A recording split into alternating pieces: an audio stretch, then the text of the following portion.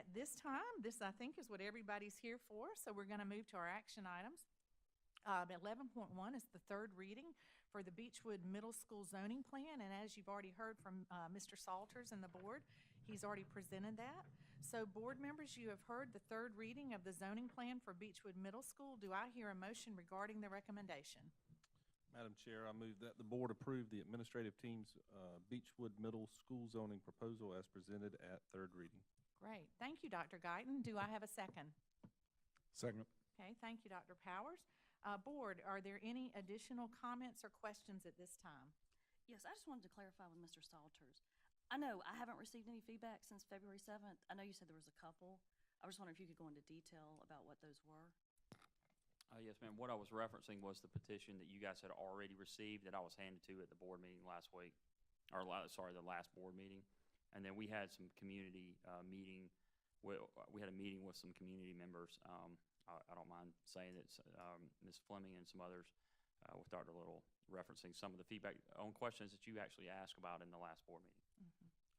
So it's my understanding through an email that there's going to be a bus that picks up that area from Focus and takes them to school and brings them back there. We're looking at an additional stop on a route for a bus to leave Rosenwald Community Learning Center going over to Lexington Middle School. And then in the afternoons, we're going from Lexington Middle School over to Rosenwald. Okay. When will that be? When we have an answer for that? If that's going to be an extra stop? That's the plan right now. Okay, because I just know on the PowerPoint it said no additional bus service. I just didn't want to. Well, can I clarify? So it said no additional bus routes, Mhm. And this is not a bus route. It would just be an additional stop to a route that already exists. That's the difference. Okay. I'm just making sure they have transportation provided by the district. Okay. And so we haven't received any online feedback since February 7th.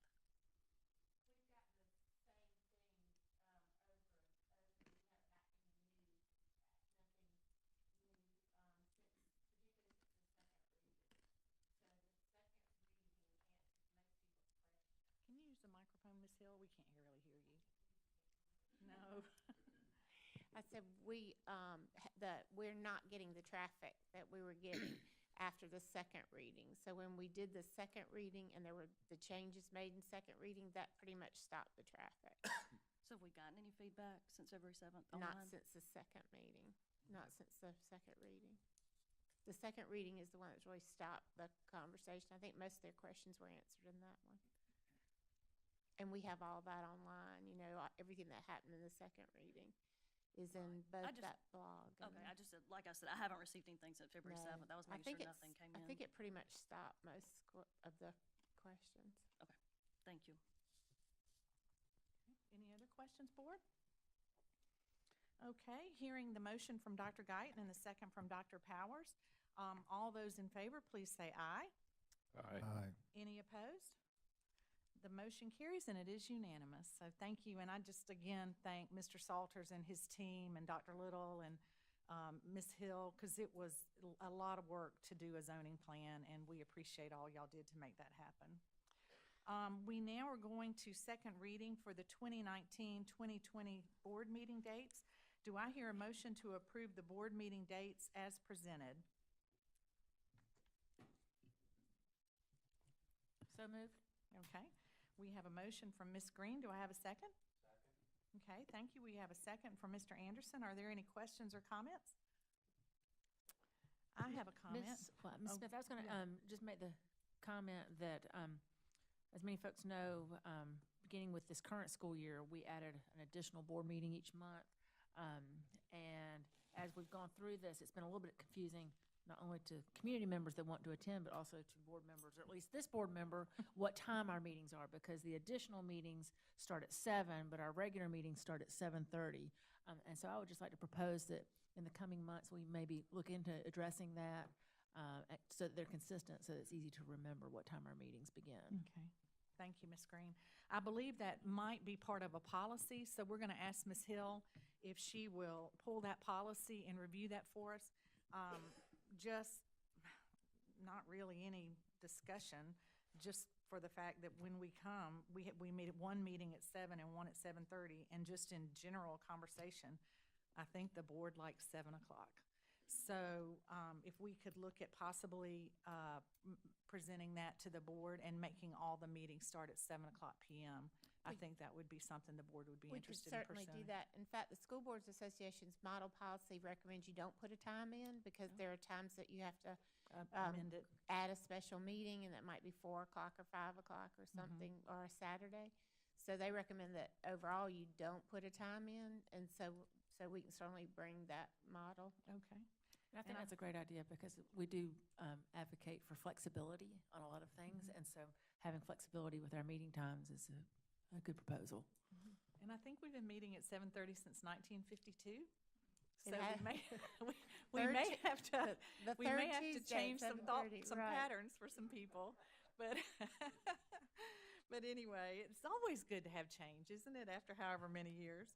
So, board, tonight we are only discussing the dates that Ms. Hill presented to you. And Ms. Hill, are there any other comments you want to make before we vote? The one thing that I would tell you is that even as we pass these dates, note that nothing is carved completely in stone, that the budget process in particular, and depending on what the scheduling is in the legislature, could cause us to ask for an additional meeting next year during budget season, or it could cause us to ask for a change.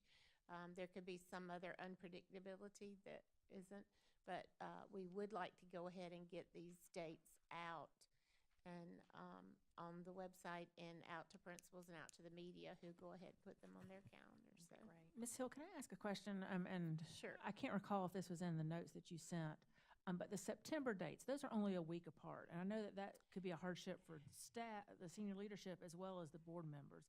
Is there a reason we couldn't push the second meeting to the 24th? Is there something that's standing on the calendar? September 17th is the third Tuesday. So that's our So we standard meeting plot date. the third Tuesday ones first because that is part of board policy that you would have one on the third Tuesday. And then we're planning that second meeting really around that third Tuesday formula.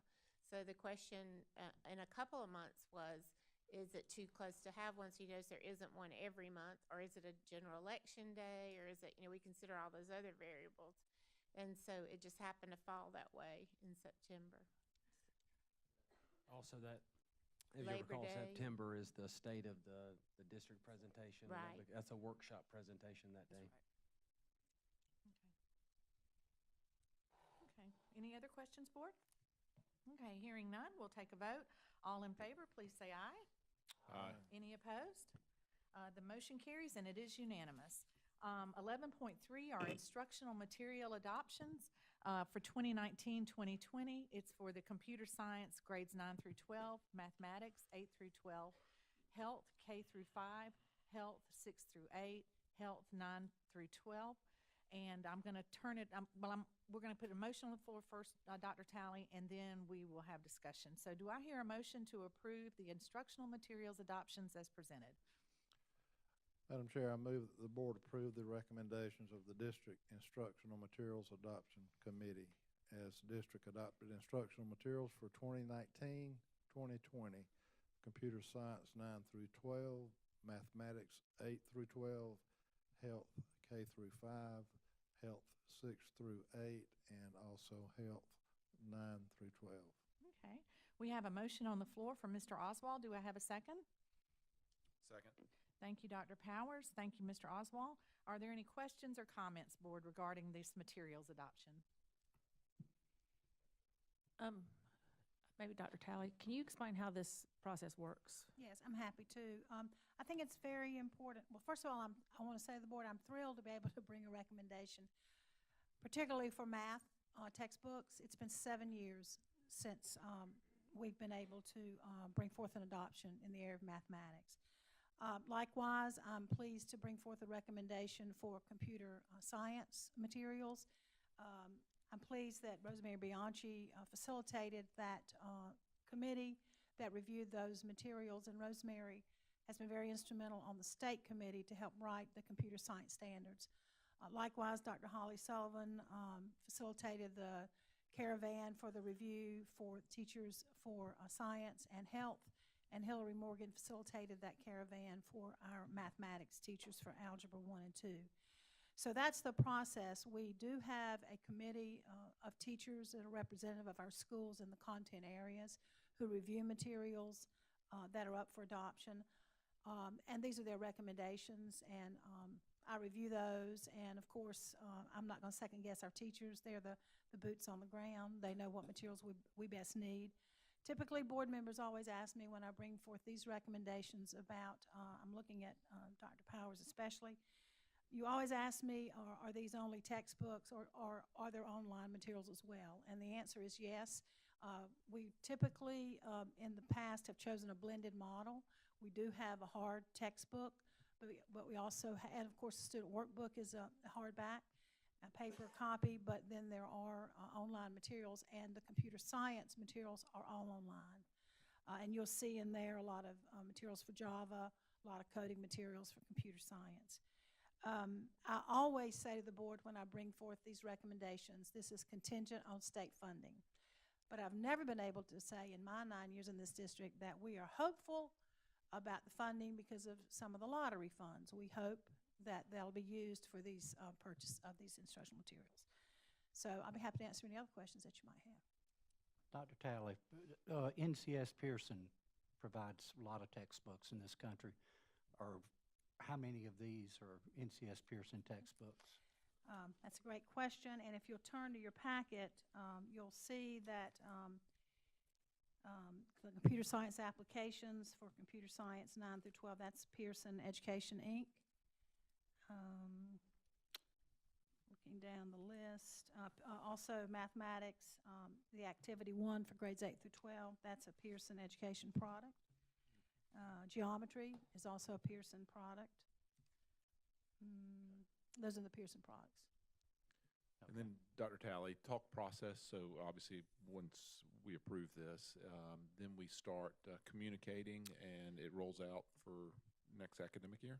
No, actually, what we will do, if you approve tonight, then we submit our recommendations to the Department of Ed. And then once the funding is released, we'll purchase those materials. And then this summer, our teachers in the various content areas will start writing curriculum. Okay. And we have put in the budget monies. We do every year. Mr. Butler knows that. Every year we budget money for teachers over the summer to pay them to write curriculum. I just think, we're all acutely aware of the teacher shortage, so just want to be respectful there and give them space to ramp up to this. So. Absolutely. Great question. Well, Dr. Talley, one other question. Maybe one other. The groups that select these textbooks from within our district, they don't just like Google great math textbooks. I mean, is there a list that's like provided from the state that we can choose from? Yes, there are choices that the state recommends, and no, we don't Google. It's a caravan. I mentioned the word caravan. It's like a charrette. Jeff might call a charrette when vendors come and our teachers are very thorough in their inspection. Obviously, they're looking at standards. Obviously, they're looking at pedagogically how they feel like the materials will fit into their teaching model. One thing I would add, and I'm surprised Mr. Guyton hadn't asked me this question yet, so let me proact to it, and that is the health adoption. Many of you are aware that we have, since 1988, a Comprehensive Health Education Act, and that does require that we teach health, and more and more we are teaching social and emotional learning. And there's a need for that, you all know, in our current climate.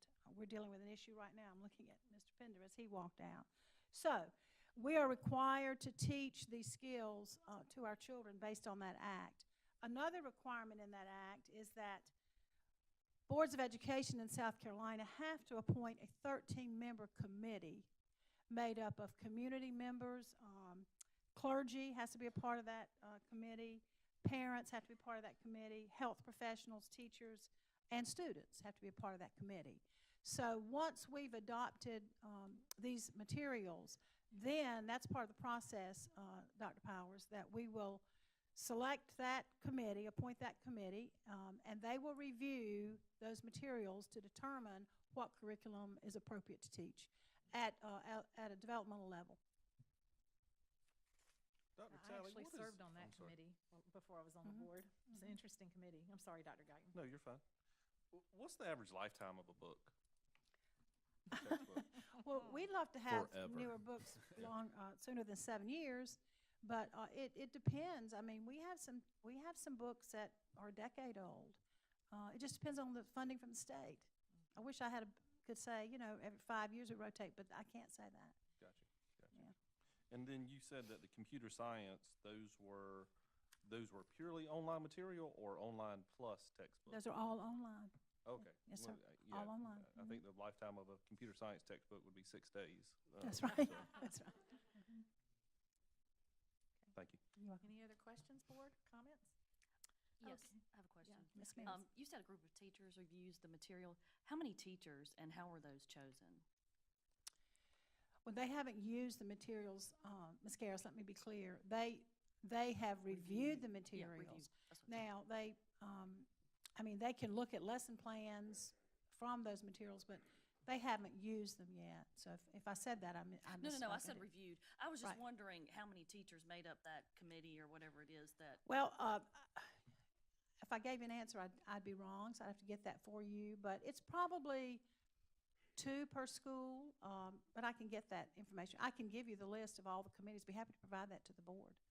okay, that would be great. Now, and it's only in the content areas. So for in mathematics, it would be high school teachers and middle school teachers, because we do teach Algebra 1 in 8th grade.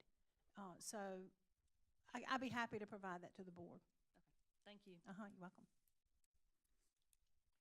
Anything else, board? Okay, we'll take a vote. We already have a motion and a second on the floor. All in favor of adopting the instructional materials as presented by Dr. Talley, please say aye. Aye. Any opposed? The motion carries and it is unanimous. At this time, we'll move to 11.4, which are student travel requests. Do I hear a motion to approve 8 student travel requests as presented by Dr. Talley? Madam Board, I move that Madam Chair, I move that the board accept the 8 student travel requests as presented by Dr. Talley. Okay, do I have a second? Okay, thank you, Dr. Powers and Mr. Anderson. Are there any questions or comments regarding these trips that are planned? It's short notice, but I'd be happy to chaperone the Italy trip with Gilbert in 2 weeks. So if they need another chaperone. I'll let them know that, Ms. Please, Green. thank you. Yes. And I'd recommend that Mr. Anderson go to Paris Island. Okay, any I will other be happy questions to or comments, vaccinate board? Mr. Anderson for any shots he may need. What did he say? Any other comments? Okay, hearing none, we'll take a vote. All in favor of the 8 student travel requests as presented by Dr. Talley and the schools, please say aye. Aye. Any opposed? The motion carries and it is unanimous.